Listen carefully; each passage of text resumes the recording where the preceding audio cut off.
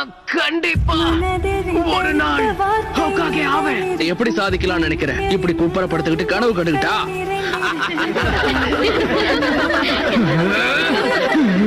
அது அந்த பையன் தானே கூட்டத்திலே தோத்து போன ஒரே ஆளு. நல்ல வேலை அவன் தோத்து போனான். இவெல்லாம் ஒரு நிஞ்சானா ஊடு தாங்கும்னு நினைக்கிற நீ?